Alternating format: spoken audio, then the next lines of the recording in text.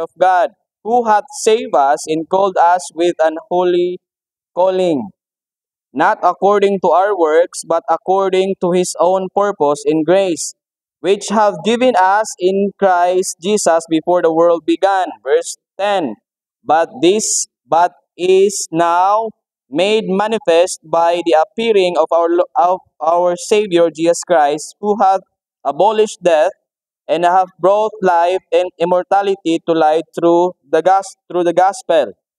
Wherefore I am appointed to a preacher, an apostle, and a teacher of the Gentiles, for the which cause I also suffer these things. Nevertheless, I am not ashamed, for I am now whom I have believed, and I am persuaded that he is able to keep that which I have committed unto him against that day. Let us pray. Lord Jesus, thank you, Lord God, for this morning. Thank you, Lord God, sa imong gihatag nga time usa ka adlaw Ginoo sa Domingo aron sa pag-serve diya kanimo, aron sa pagdaig sa imuha. Usa ka panahon Ginoo nga kami makalipay diya kanimo. I-set amo ang heart Ginoo nga itama kini toward Ginoo diha sa imuha karon, aron namo ang kanta, among pagpaminaw sa imong pulong, mahimong imong kahimutan. Ug tabangan kami Ginoo kung unsa man among mga trabaho or mga troubles in life Ginoo, among sang kalimtan apan among i-center ang amuang kasing-kasing diya kanimo Dios aron sa paglipay diya kanimo sa ngalan ni Hesus. Amen. Now, what is sound mind? Sa Bisaya pa gining sound mind usa ka maayong panghunahuna. Now, kung maghisgot og maayong panghunahuna or sound mind, unsa may pasabot niya na? Maghisgot og maayong panghunahuna or sound mind, unsa man ang klase nga explain nimo ng sound mind or maayong panghunahuna? If I will ask you what is sound mind, in your first thought, what is that? Ha? Buhaton ng sakto. Okay? Pwede gyapon unsa pa gyud? Peaceful mind. Ma'am Alain, unsa imuhang mabutang sa muna-una, ma'am? Kung maghisgot ta og maayong panghunahuna or sound mind, unsa yung first nimo mabutang sa muna-una? No problem. Amen. No problem. Okay? Sound mind, may panghunahuna, mingon siya nga wala problema. Kamo? Unsa inyong mahinumduman or unsa inyong butang sa muna-una kung maghisgot og maayong panghunahuna or sound mind? The Bible says in verse 7, "For God hath not given us the spirit of fear, but of power and of love and of sound mind." Gitagaan tag niya mayong panghunahuna. Now, what is a sound mind? Okay? A sound mind has a sound mind and a memory means the person has sufficient mental capacity to understand their action. Munang mayong panghunahuna. Di ba nakabantay mo sa usa ka pulong nga think before you speak, think before you act. Muna siya ang sound mind. Hunahunahon sa nimo ay ka mulihok. Ang sound mind usa ka tawo nga naa siya'y mayong panghunahuna nga kabalo siya mo bana-bana, kabalo siya mo bana-bana sa pagsulti or mo act sa iyang kagalingon tungod kay yapang gihunahunaan unsa iyang buhaton. Mao na siya ang sound mind. Now, sa may laing explanation, what is another word of sound mind? Lucid, tama dili? Lucid. What is lucid? Lucid means easy to understand. Dali ka makasabot. Intelligent. Unsa nang intelligent sa Bisaya?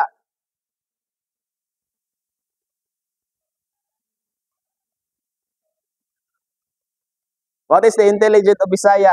Sige, mga Cebuano, mga Bisaya din niyo sa intelligent. Oy, maayo una-una. Thank you, ma'am. Ikatulo, able to think clearly. Able to reason, able to balance, stable, and capable of thoughts. Muna siya ang sound mind. Now, kung imo ang basahon pagayo, if you will read the verse 7, The Bible says, "For God hath not given us the spirit of fear, but of power and of love and sound mind." Amen? Now, in the situation of Paul, sa sitwasyon ni Paul, daghan siya gipang agian. Kung nakabantay ta, si Pablo o sa Kristohanon, nga siya ginalutos, siya ginalabayan og bato, siya nakaagig mga butang nga dili maayo, siya gipriso nga wala siya gihimo nga sala, siya gibutang-butangan, siya gikulata bisag wala siya gibuhat nga sala, ang ilang gibuhat nagwali sa maayong balita. Now, mingon siya sa verse 7, "For God hath not given us the spirit of fear." Now, I will tell you this. If you are in the situation of Paul, what you will do? If the guard will gonna punch you or ibutang ka dito sa prisuhan, unsa imong buhaton? Fear. If there is a guard, now you are in the situation of Paul. Now the guard want to kill you. They are ready to get their sword. What is your feeling? What is your thinking? Now I know it's easy for us to think like that because we are here sitting. But if you are in the situation of Paul, I don't know what you will think about. Maybe you're gonna run or hide. Amen. Now, the Bible says, what is sound mind? The Bible says, Paul teach Timothy and also us to be a sound-minded. Kung saan ang sound-minded? Kabalo ka mo, hunahuna, unsa ang mga sitwasyon. Isa diri ang nakaadto na hospital. Okay. Kanang, for example, imong papa, na si Uncle Ruben dire. Si Uncle Ruben, ang hospital ni siya, 3 ka tuig, 2 ka tuigan. Okay, for example lang, si Uncle Ruben, na hospital ni siya, sakit yang kaniadto. Now, kinsay anak ni Uncle Ruben dire? Anak ni Uncle Ruben. Taas ka mo. Okay. Unsa, monmon, unsa ang imong hunahuna katong na hospital imong papa? Nabala ka. Di ba? Wala ka balon si buhaton si papa nagsakit ang tiyan giadto sa ospital. Ikaw, Mick, unsay nahuna-hunan? Oh. Nabala ka. Di ba? Ang balaka ka kay naman imong papa na ospital. Ikaw, Brother John, unsay imong hunaan kung imong papa namatay? Hilak. Ngano man? Kaya siyempre, mo nang emosyon sa tao. Amen? Now, mingon si Pablo, mingon si Paul, a sound mind. Sometimes, we are in the situation of problem or situation of, tawag na, kanang affliction, usay, dili ka makauna-una og tarong. When you have a problem, one thing will go to your mind is, first, Lord, why me? Amen?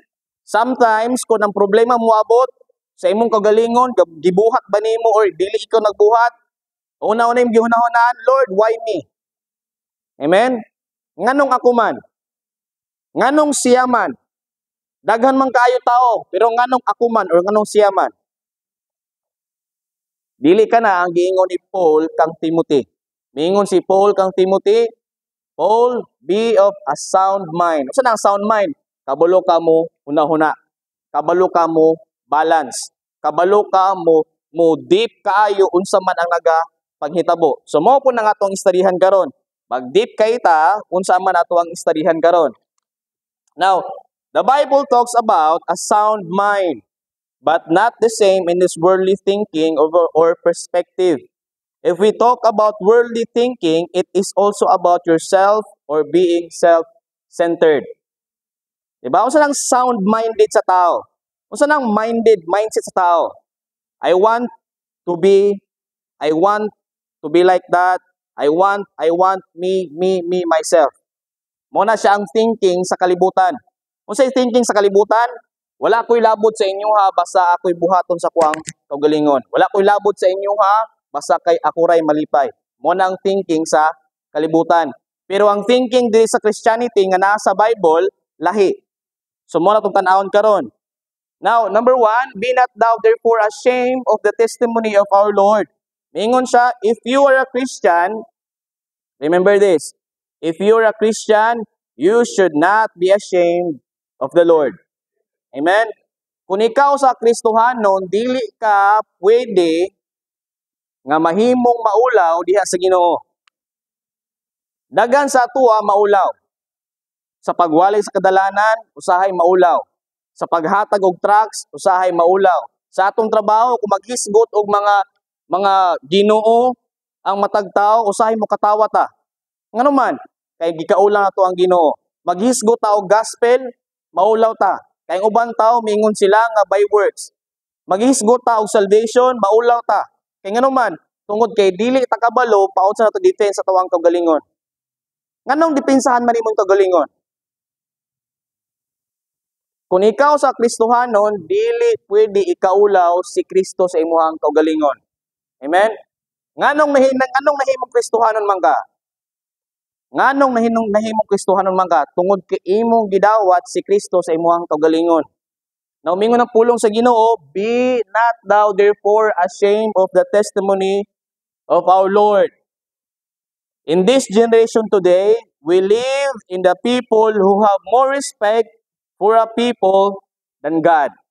In this situation today, kabantay mo, even you are a Christian or you're not a Christian, some Christian today accept this generation that it is okay to accept sin because God is love. Nakabantay mo pag moadto mo kanang public property, moadto mo dito sa eskwelahan, moadto mo dito sa park, moadto mo sa mall, na mga tao nga lalaki nagsuot og pang babae. Kabalo ka nga dili tama, di ba? Pero nganong pag muagi man ta moingon ka, okay ra na. Di ba? Nganong isa nakatrayana nga naay lalaki nagsuot og pang babae, unya imuhang labyan moingon ka nga okay ra na. Wala bitaw sa nangawat. Okay ra na, wala bitaw sa nanghilabot. Naay babae nagdress siya pang lalaki, unya gihawid-hawiran niya ang babae, unya nagkiss sila. Unya imong giunaw na, ay okay ra na kay God is love man. Mao ba na ang Christianity? Mao ba na ang Christianity nga atong nahibaluan sa Bible? Moingon ka nga ay okay ra na, girespect nato na kay nganuman lahi naman ang generation karon kaysa kaniadto. Ang generation karon lahi naman hantud karon. Karon generation karon okay ra man nga i-accept nimo ang sala. Kay mingon ang pulong sa Ginoo nga God is love. Ug mingon ang pulong sa Ginoo nga you must love your enemy. Kung love daw nimo ang enemy, i-love pud nimo ang sin. Dili na mao. Kung gilove nimo ang Ginoo, you must hate sin and also the person that do the sin. Napay usa ka nindot kayong pulong, mingon siya, you must hate sin and love the sinners. Tama ba dili? Kung ikaw pahuna-hunaon, higugmaon daw nimong makasala, pero imuhang kaligut-gutan or imuhang i-hate ang sala. Sa imong nahuna, tama dili? Kung ikaw pasultiyon, i-analyze daw. Is it okay to hate sin and love the sinners? Kung ikaw pasultiyon. For example, Miko. Si Miko nagbuhat siya dili maayo. For example, si Miko nagbuhat og fornication. For example lang. Yung mingo ko nga si Miko, brother man ako, gihigog man ako si Miko, pero gihate na ko yang sala. Tama ba na dili? Unsa man imong sound by na, unsa man imong pangunahuna? Ay sa akong papa nakabuhat og dili maayo. Pero papa na ko siya, gilab na ko siya, so ilab na gyapon ako siya, isuod gyapon ako siya, pero i-hate na kong sala ang gibuhat. Tama ba na dili? Kumusta imong sound by na? Kumusta imong hunahuna na? Unsa imong hunahuna na? Tama dili?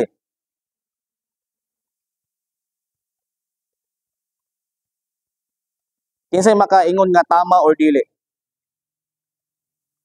For example, na kay wife or na kay husband, imuha nga husband nakabuhat og fornication. but you accept Jesus Christ as your personal Savior, and you will say to yourself that I am a Christian, then you're gonna say that, yes, I love my wife, I love my husband, but they do fornication, they do commit adultery, but I will love them, but I will hate the sin that they committed. Is that right or wrong? How is your sound mind?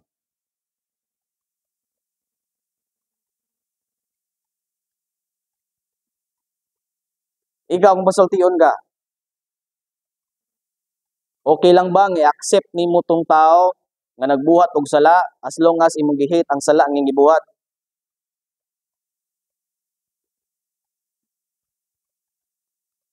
Sige daw be? Ha? Okay lang or dili? I-test daw inyo ang sound mind. Okay lang ba dili? Yes, it's not that simple, but we will try to practice your sound mind. Kumusta yung sound mind? Kumusta yung pangunahuna? Now, napaisa ka buk pangutana. People today are more proud to express their sins to the public because some people have more respect and feeling than the Lord. Kabantay mo pag nay magbuhat og sala ang tao, dili nimo gina istoryahan. Nganong dili man nimo istoryahan? Tungod kay dili ka gusto nga malain tong tao nga imong istoryahan. Tama dili? Tama dili? Amen? Nay nag-inom. Ikapila ni mahitabo, nay mag-inom sa kadalanan. Unsay ginabot sa Kristohanon? Pasagdan. Nganong pasagdan man nimo? Tungod kay dili ka gusto nga malain sila sa imuha. Tama dili? Nay tawo nga nagsuot-suot og panglalaki, bahala pang babae siya. Unya imong gingon nga okay ra na siya. Ngano man, kay dili ka ganahan malain niya ang feeling sa kuha. Amen? Ngano man, tungod kay mas napatay respect sa feeling kaysa sa Ginoo. Kumusta imong sound mind? Kumusta ang imong pangunahuna? Kumusta ang imong maayong pangunahuna diha sa Ginoo? Mas girespetuan ba nimo ang feeling sa tao kaysa sa Ginoo? Kumusta imong panghunahuna? But if you think about it, is the world telling us that we are a Christian should be ashamed and not them.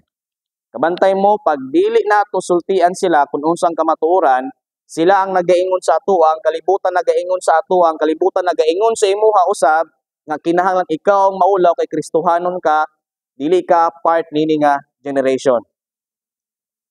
Kabantay mo, generation karon, ang generation karon ilang ginabuhat kung unsa ang ilang ginabuhat nga ilang ginahuna og silahang kasing-kasing.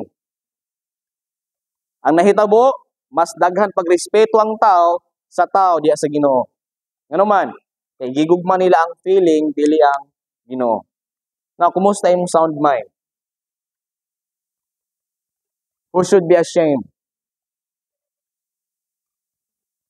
Who should be ashamed? A Christian that do what is right, or a people that do wicked things, but you respect their feelings? Who should be ashamed? Isa man ang kinahanglan maulaw. Ikaw nga Kristohanon, or sila nga nagbuhat og dili maayo? Ikaw nga Kristohanon nga nagbasa imong Biblia, nagawali sa pulong sa Ginoo, ikaw Kristohanon nga nagasimba ka Domingo para sa Ginoo, ikaw Kristohanon nga nagakanta para sa Ginoo, or sila nagbuhat og dili maayo, mga butang nga dili maayo? Who should be ashamed? People today, even though they are Christian, they are ashamed because they have more lot of respect of feelings than God. Who should be ashamed? Psalms 35 verse 26. Psalm 35 verse 26. Let them be ashamed and brought to confusion together that rejoiceth at mine hurt. Mingon ang pulong sa Ginoo, let them be ashamed. Pasagdi sila nga sila ang maulaw katong mga tao nga nagbuhat og confusion. Saan ang confusion? Kanang kalibog. Nalibog ka, unsa ka, babae ba ka, lalaki ka, nalibog ka, Kristohanon ba ka, dili ka.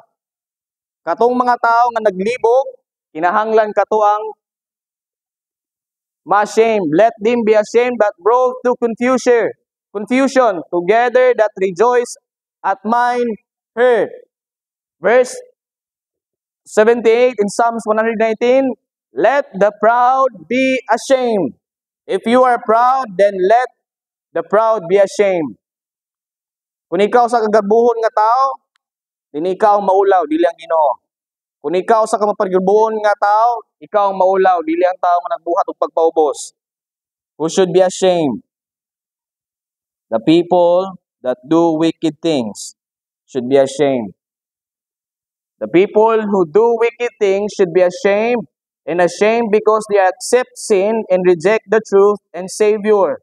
Romans 6:20-21. For when ye were the servant of sin, ye were free from righteousness. What fruit had ye then in those things wherefore ye are now ashamed? Kinsa ang nakasulay dinhi nga nakabuhat og sala, pero ang guilt nagpabiling gyapon. Unya kung makita kag tawo nga imong gibuhatan og sala, maulaw ka. Isa nakatraya na. For example, nangawat ka. Unya imong tawo nga gigawatan makit-an gyapon nimo, maulaw ka dili. Usay gani, nakasulay ko sa una. Before, when I was a young man, I steal a durian. Nangawat kog durian ba? Pag pangawat ko kog durian, I run fast. And then my aunt just saw me just in the corner of the door. And I said, Alvin? And I said, what is that? And I said, a durian in my hand. And I said, come here, come. Give me my durian. And I gave her durian and I go away really fast. Why? Because I'm ashamed. Naulaw ko. I put my shirt in my face like that, and I said, "Oh, I can see her eyes. I'm really ashamed." How about you? Kung nasakpan ka nga mangawat unsa imong sound mind, maulaw ka or ako man eh. Di ba? Kadalasan karon kung masakpan mang magbuhat og dili maayo, gina-prove pa nga sila ang tama imbis nga dili sila ang tama. Amen? Kung nakabantay mo, nayusa ka, amot lang, may kalat man gud napil sa kuang kuan. Nayusa ka babae nga nana siya asawa, unya yang bana miadtog layo ka nagtrabaho, pagbalik sa bana, gi-surprise niya ang asawa na lalaki sa balay. Kabalo ba ka unsa gingon sa babae? Sala nimo dugay kami uli. Di ba? Mao ba tama na reason dili, di ba? Usahay siman ang lalaki, pag uli sa balay, mingon ng babae, sala nimo dugay ka mo uli. Imbis nga gina-prove, imbis nga mangay pasaylo tungod kay maulaw siya sa gibuhat, ihapin nung gi-prove nga ikaw dapat maulaw kay ikaw dugay miuli tanawa nakapangita og lain. Kisa kinahanglan maulaw katong mga tawo nga nagbuhat og dili maayo, katong tawo nga nagbuhat og maayo. Luoy king tawo kitong tawo nagbuhat og maayo, pag uli sa balay wala na. Mangita na po siya laing balay. Who should be ashamed? Mark 8:38, whosoever therefore shall be ashamed of me and of my word is an adulterer in this adulterous and sinful generation, of him also shall the Son of Man be ashamed, when he cometh in the glory of his Father with the holy angels. Now don't be ashamed of the Lord Jesus Christ. Amen? Don't be ashamed. Nahimo kang Kristohanon tungod kay imong gidawat si Kristo. Wala ka na imong Kristohanon kay misimba ka diri nga Bible Believers Baptist Church. Dili ka moingon nga Kristohanon man ko, ngano man nagsimba man kog Baptist. Bantay mo ana sa mga tao, mangutana ka Kristohanon ba ka, Brad? Kristohanon ko kay nagsimba kog Baptist. Kristohanon ko nagsimba kog Adventist, Kristohanon ko kay nagsimba kog Katoliko. Tinuod man ang Kristohanon? Ang tinuod nga Kristohanon katong tawo nga nagdawat ni Ginoong Hesukristo. Dili tungod kay nahimo kang Baptist. Ang tinuod nga Kristohanon, imong gidawat si Kristo nga imuhang manluluwas. Dili kay misulod lang kag Baptist, gibautismo lang kag Baptist, baptist na dayon ka. Baptist ka diya Kristohanon kay ngana manggaling. Amen. Mingon siya, kung imong i-deny sa Ginoong Hesukristo, iya pugang i-deny. If you're a Christian who truly accept Jesus Christ, you should be ashamed. You should be Practice the word of sound mind, a mind that think that you are a saved person going to heaven because of the grace of God. Kung ikaw sa kaluwas, dili ka kinahanglan maulaw sa Ginoo. Kung ikaw sa kaluwas, dili ka pwedeng maulaw sa kalibutan. Ipakita nga ikaw sa Kristohanon ug nangalagad sa Ginoo nga tinud-anay. Kung ikaw nangalagad ug tinud-anay. Amen? Romans 10:11. Romans 10:11, for the scripture saith, whosoever believeth on him shall not be ashamed. Romans 10:11. Romans 1:16, for I am not ashamed of the gospel of Jesus Christ, for it is the power of God unto salvation to everyone that believeth, to the Jew first and also to the Greek. 2 Timothy 2:12. 2 Timothy 2:12, if we suffer, we shall also reign with him. If we deny him, he also deny us. If we believe not, but ye abide faithful, he cannot deny himself. My friend, who should be ashamed? Kinsa man ang maulaw. Amen? Who should be ashamed? Now the second is, nor of me. If we read our text says, for God hath not given us the spirit of fear, but of power and of love and of sound mind. Be not therefore ashamed of the testimony of our Lord, nor of his prisoner. Now, who is that prisoner? That is Paul. Now, Apostle Paul suffered a lot because of the gospel that God told him to preach. While he endured those things, he told the people that we should never be ashamed of the person who preached the gospel. Sa diha nga si Pablo, nagawali sa kadalanan tungod kay gisugo man sa Ginoo, nagsugo siya kang Timothy, nagsugo pud siya sa iyang mga katawan nga dili nimo ikaulaw ang tao nga nagawali sa pulong sa Ginoo. Dili nimo ikaulaw ang tao nga nagatudlo sa imo paul sa magwali. Dili nimo ikaulaw ang tao nga nagatabang sa imo may tungod sa pulong sa Ginoo. Dili mo ikaulaw ang tao nga nagapractice imong kagalingon nga dili ka mahimong maulawon mahitungod sa Ginoo. Now, in Paul time, we know that Paul has friend who left him and left him alone in the mission field because they can't get what they expect from Paul and probably they are ashamed of what they expect. Yan ang pasabot. Si Pablo, sa diha nga siya nangalagad, na siya mga kauban. Daghan siya mga kauban. Pero sa katapusan niyang adlaw, gamay na lang ang pabiling sa iyaha. Kaya ang uban sa iyahang kauban nang hawa. Ngano nang hawa man yung mga kauban? Tungod kay ilahang mga kauban, nagtan-aw kang Pablo nga taas kayo.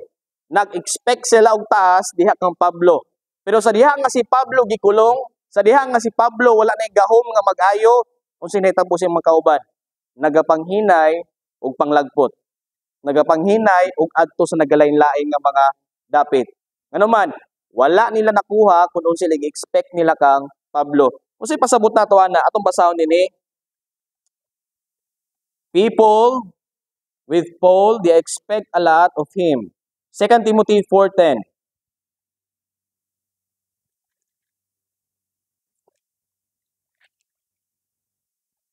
Now let's test our sound mind here. 2 Timothy 4:10. 2 Timothy 4:10.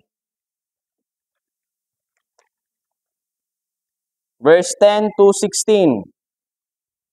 10 to 16, the Bible says, for Demas hath forsaken me, having love of this present world, and is departed unto Thessalonica, Cycrinus and Galatia, Titus into Dalmatia. Only Luke is with me, take Mark and bring him with thee, for he is profitable to me for the ministry. And Titus have I sent to Ephesus. The cloak that I left at Troas with Carpus, when thou comest, bring with thee, and the books, but especially the parchments. Alexander the coppersmith did me much evil. The Lord reward him according to his works, of whom be thou were also, for he hath greatly withstood our words. In verse 20, Eratus abode at Corinth, but Tromus have I left at Miletum sick. Now, unsa may pasabot nato ana? Let us study this before the time will end, and let's study our sound mind. How can we get about sound mind right here? Now, Paul have many friends. Yes, we study that. Paul have many friends that with him, and they are expecting a lot of Paul.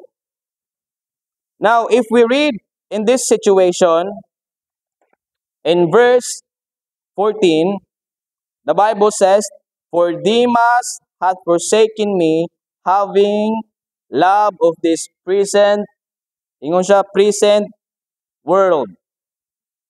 Now, what is present world? Unsa may explanation nining kalibutana? Nining kalibutana, the explanation of this world, I think what Demas think to Paul, Demas think to Paul that Paul is rich. Demas think to Paul that Paul can do anything because he is the apostle of Jesus Christ. Okay?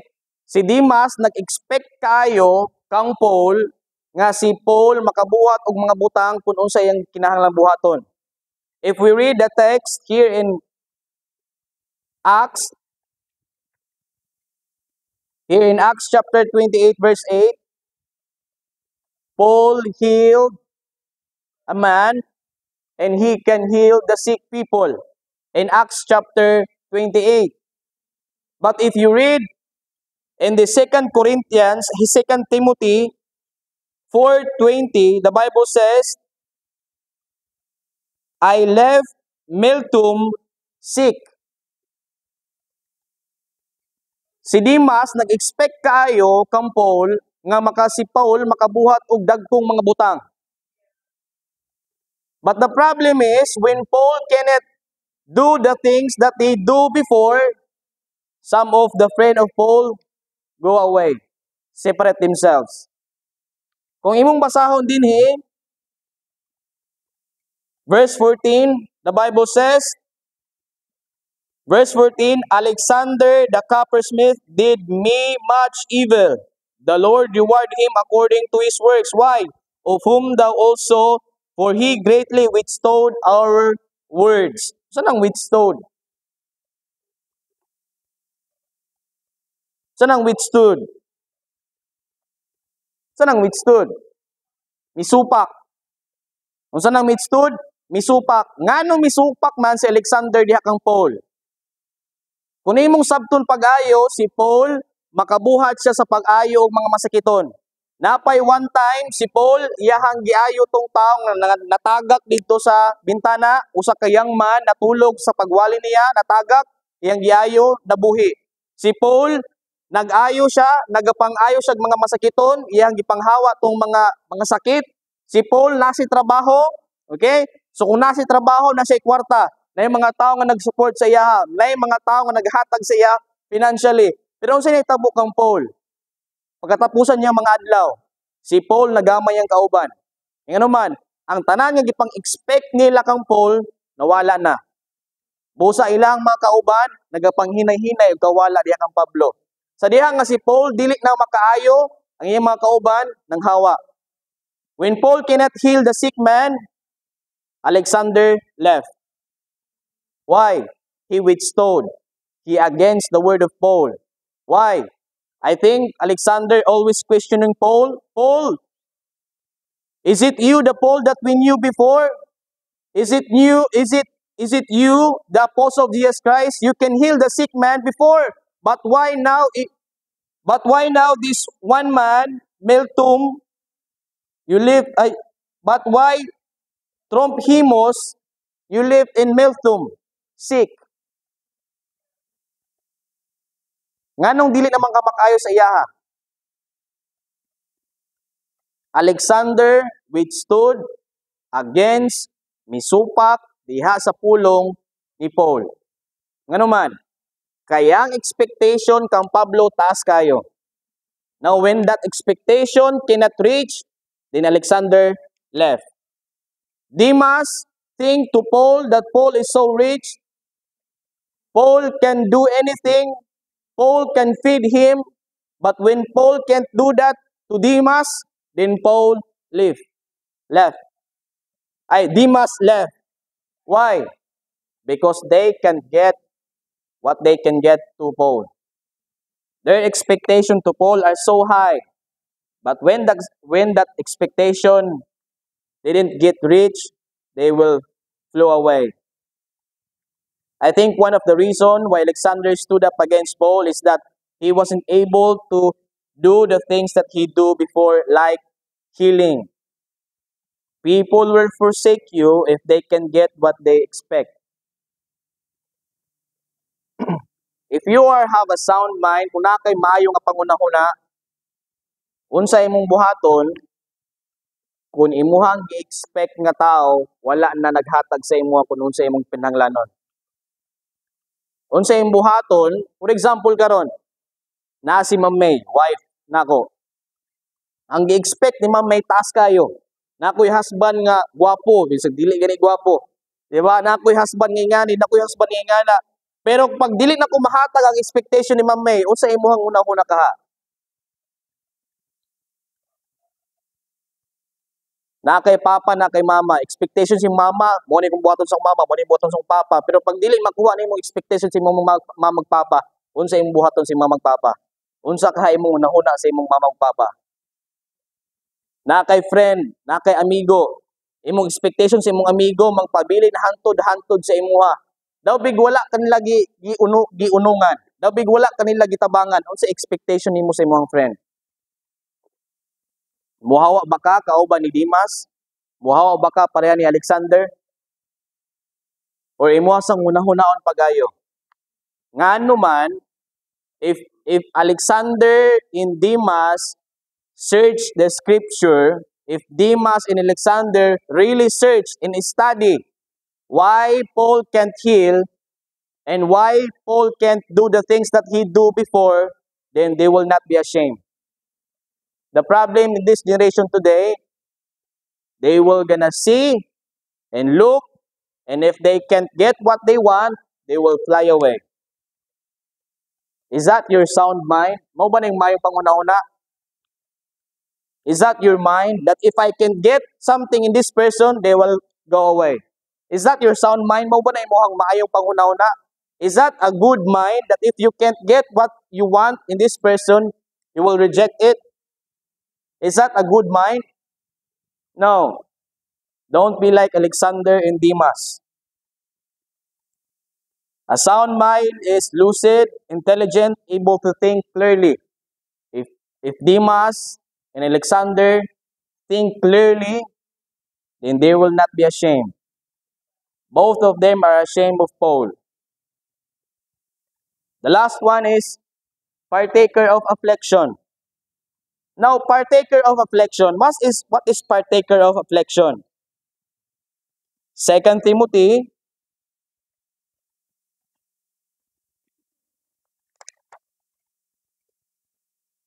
1, 2 Timothy chapter 1, verse 8. Be thou not therefore ashamed of the testimony of our Lord, nor of his prisoner, but be thou partaker of the affliction of the gospel according to the power of God. Unsa nang partaker? Ha? Participate or appeal. Pareha na sa Bisaya English, appeal or participate. Okay? Now, a sound mind Christian should be a part of the ministry, not only in the fellowship. Paul told to Timothy, he said, Timothy, I want to tell you this, but be partaker. Saan ang partaker? Kinahanglan ka mo apil sa affliction. Saan ang affliction? Sa kasakitan, tungod kay kami nagawali sa maayong balita. kay kami nagawali sa pulong sa Ginoo. Paul told to Timothy, "Hey Timothy,